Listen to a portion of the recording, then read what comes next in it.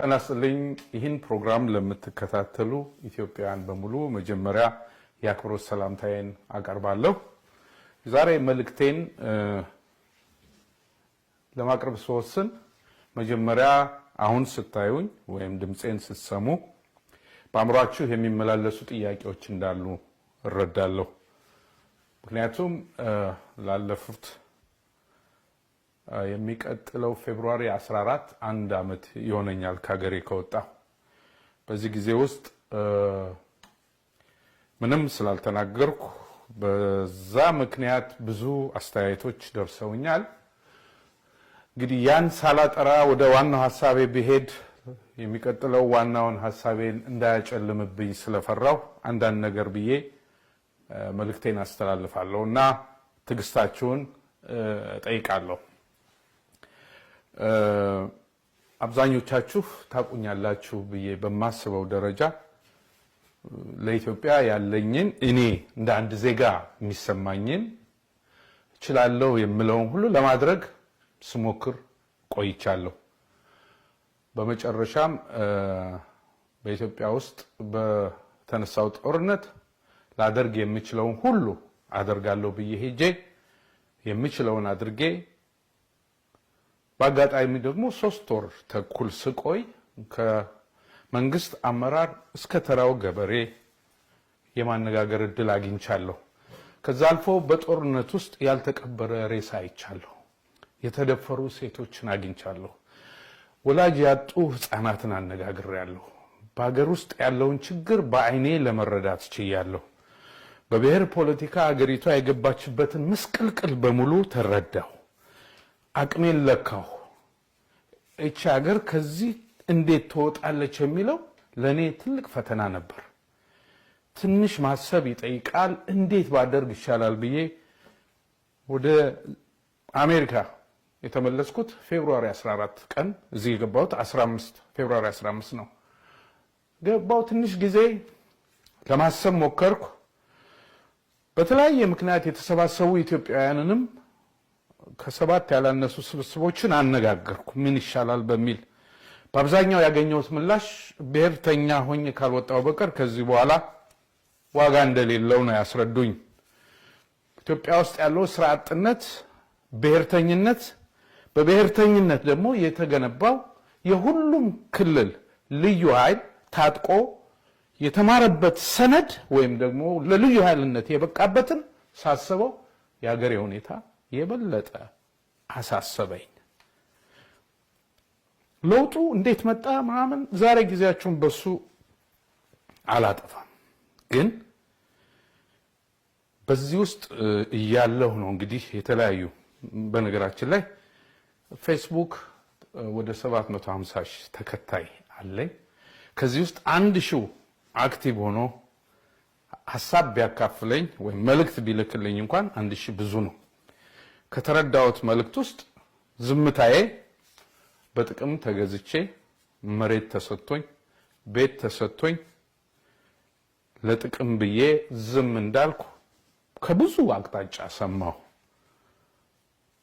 ከዛ ባለፈ ደግሞ ስማግጥ ተይዤ ቪዲዮውን የኢትዮጵያ መንግስት ስለያዘብኝ ዝም እንድል እንዳዘዘኝ ሁሉ ሰማሁ። ብዙ አልባልታ ሰማሁ። አንድ ማረጋገጥላችሁ ነገር ኢትዮጵያን የምወዳት የተወለድኩባት ያደግኩባት ስነልቦና የገነባሁባት ማንነቴ ሀገሬ ኢትዮጵያን በጥቅም ምሸጥ ሰው አይደለሁም። ይሄን ደግሞ እንድትወዱኝ፣ እንድታመሰግኑኝ፣ እንድታጨበጭቡልኝ ስል ያስኩት አቋም አይደለም። ምኖርበት ይሄ ነው። ከዚህ በኋላ ከማንም ምንም የምፈልግም ሰው አይደለሁም። ቀሪው እድሜ እግዚአብሔር ነው እንግዲህ ሁሉንም የሚያደርገውና ምን እንዳይቀርብኝ ነው በቁራሽ መሬትና ጥቅም ልሸጥ የምችል ሰው ተደርጌ መታሰቤ አበሳጭቶኛል። ሳልናገር አላልፍም። ይሄንን ሌላው የምትሉት አይነት ቪዲዮ ካለ መንግስት ዛሬ በይፋ እንዲለቀው ጥሪ ያቀርብለታለሁ። ስለዚህ አንዳንዴ ለካ ዝም ማለት አለመስራት ምንም አያስደርግም። በዝምታዬ ውስጥ አንዱ ያገኘሁት ማንም ስለኔ ከዚህ በኋላ እንደማይጨንቅ ስለተረዳው ሰላም አግኝቻለሁ። ሆኖም ግን ዛሬ በኢትዮጵያ መሰረት በሆነችው የኢትዮጵያ ኦርቶዶክስ ተዋሕዶ ቤተክርስቲያን ላይ መንግስትና ዶክተር አብይ የወሰዱት አቋም ሁለቱን ነጥዬ የተናገርኩበት ምክንያት መንግስት የሚለው የመንግስት ጥበቃ፣ የመንግስት ወታደር፣ የመንግስት ጣልቃ ገብነት በይፋ ይታያል።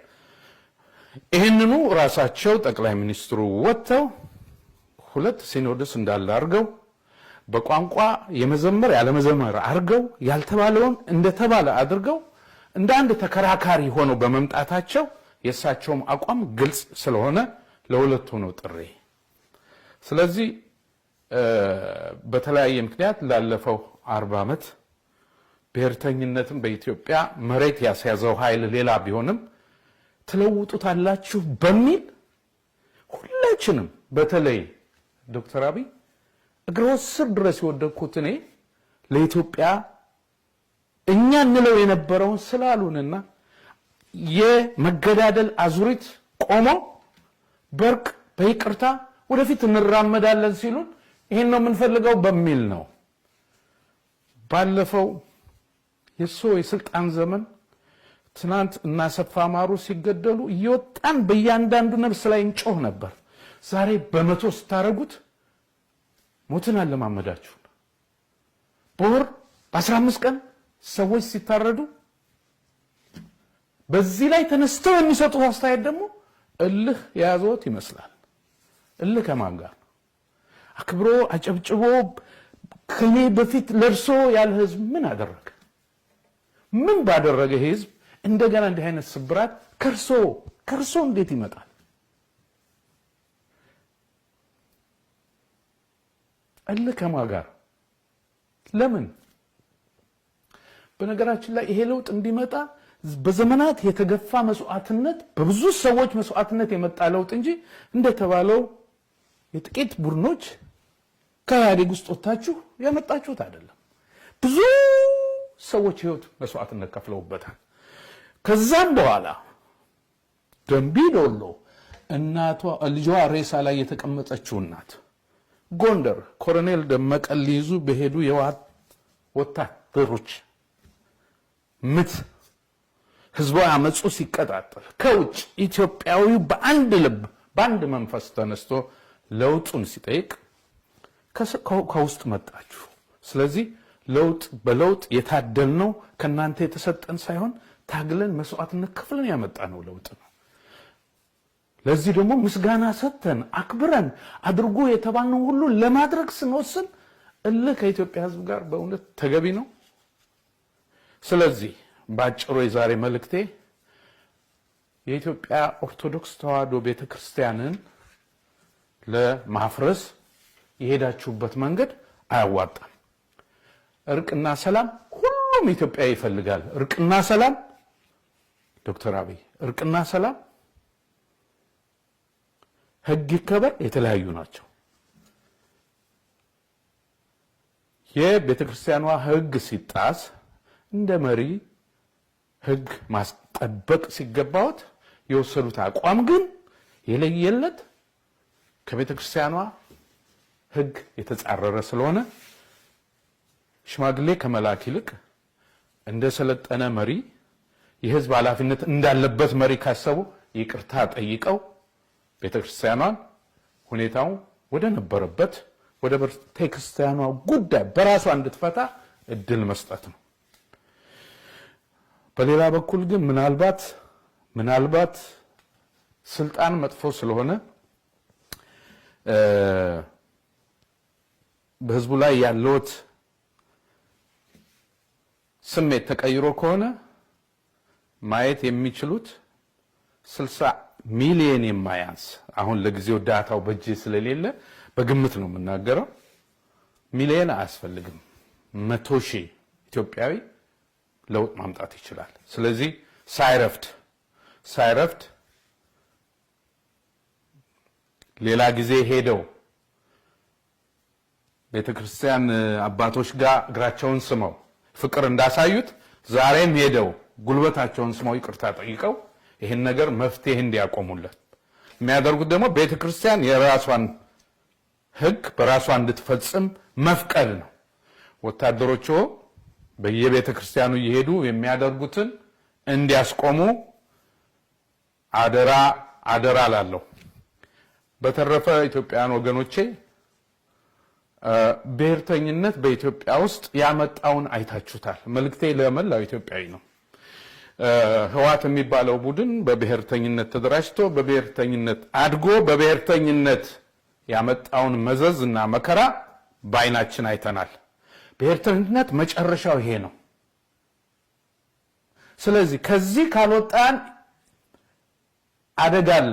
ይሄንን 30 ዓመት ስናገር ነበር። ይሄ ህገ መንግስት በብሔር ያደራጀን ህገ መንግስት ካልተቀየረ ኢትዮጵያን ይዟት ይጠፋል ስንል ሁላችንም እንጠፋለን ማለት ነው።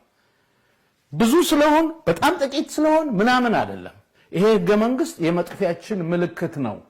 አሁኑኑ አስቸኳይ መንግስት እንደሌሎቹ ፕሮጀክቶቹ እዚህ ላይ ትኩረት ሰጥቶ ለውጥ የሚመጣበትን መንገድ እንዲያመቻች፣ ኢትዮጵያውያንም በብሔርተኝነት የትም ልንደርስ አንችልም።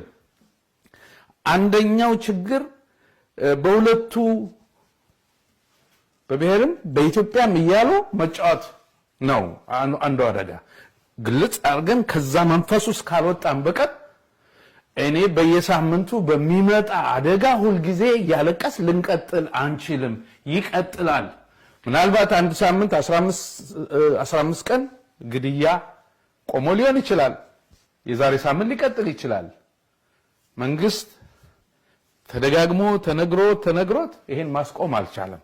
ስለዚህ እንደ ኢትዮጵያዊ ጠንክረን ከቆምን በየቤቱ አኩርፎ የተቀመጠው ኢትዮጵያዊ ሁሉ እንደ ቀድሞ ወደ ኢትዮጵያዊነት ተመልሶ ኢትዮጵያ ላድን ካለ መለወጥ እንችላለን። ድሮም ማንም መጥቶ አልታገለልንም። ዛሬም እኛ ነን ባለቤቶቹ ብለን ከተነሳን ይሄን ለውጥ ማምጣት እንችላለን። ስለዚህ አየሩን፣ ሚዲያውን፣ አገሩን ብሔርተኞች ስለወረሩት ኢትዮጵያውያኖች አንገት ደፍተን አገራችን ስትፈርስ ማየት የለብንም። እኛ ብዙ ነን። ኢትዮጵያዊ ኃይል ዶክተር አብይ ከመጣ በኋላ ስለተበተነ ብሔርተኞች ያሸነፉ ስለመሰላቸው ነው። መሪ ሲኖር ይሄው የኢትዮጵያ ኦርቶዶክስ ተዋሕዶ ቤተክርስቲያን በመሪዎቿ በአባቶቻችን እየተመራ ስንት ህዝብ እንደተንቀሳቀሰ አይተናል። ኢትዮጵያዊነትን ለማንቀሳቀስ የምትፈልጉ ኢትዮጵያውያን ዛሬ እንነጋገር፣ እንገናኝ። በኢትዮጵያዊነት ተያይዘን ይሄን አጥፊ የሆነ ስርዓት ቀይረን የእኩልነት ሀገር እንድትሆን አብረን እንቁም፣ እንነጋገር። ኢትዮጵያዊነትን ለማስቀጠልና ለማስመለስ የሚደረግ ትግል ካለ ዛሬም ከፊት እገኛለሁ። በተረፈ አባቶቻችን በሚሰጡን ምክር የቅዱስ ሲኖዶስን ትእዛዝ ተቀብለን ቤተክርስቲያናችንን እናድናለን። እንደ አንድ የኢትዮጵያ ኦርቶዶክስ ተዋሕዶ ቤተክርስቲያን እምነት አማኝ የአባቶቼን ትእዛዝ እቀበላለሁ፣ ፈጽማለሁ። በሌላ በኩል እንደ አንድ ኢትዮጵያዊ ከሙስሊም ወንድሞቼ ጋር አብሬ እንደቆም ሁሉም ኢትዮጵያዊ ለቤተክርስቲያኗ መብት አብሮ እንዲቆም ጥሬን አስተላልፋለሁ። ለተለያዩ የእምነት አስተማሪዎች አጭር መልእክት አለኝ። በተለያየ እምነት ያላችሁ እንደ ሀገር እንድንኖር በሚደከምበት በአሁኑ ሰዓት የግል እምነታችሁን ለማሳደግ በሚል ብቻ በሌላው ላይ የምታደርጉት ጥላቻ ንግግር አገር ያፈርሳል። በክርስቶስ የምታምኑ ክርስቶስ እርስ በርስ እንድንጋደል ያስተማረበት ቦታና ጊዜ የለምና እውነት የሱ ተከታይ ከሆናችሁ ይህንን አቁማችሁ እንደ ሰው የምንኖርባት ሀገር እንድትሆን ወደ ልቦናችሁ እንድትመለሱ ጥሪ ያቀርባለሁ። ኢትዮጵያ በዘመኗ በታሪኳ ብዙ ፈተና ገጥሟታል። ፈተናውን በልጆቿ ኃይል በእግዚአብሔር እርዳታ አልፈዋለች። ዛሬም ልጆቿ ከተደማመጥ ከተነጋገርን ከሰከን እናልፈዋለን።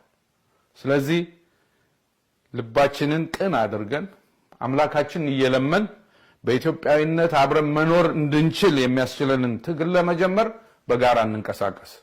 ኢትዮጵያን፣ ህዝቧን እግዚአብሔር ይባርክ። አመሰግናለሁ።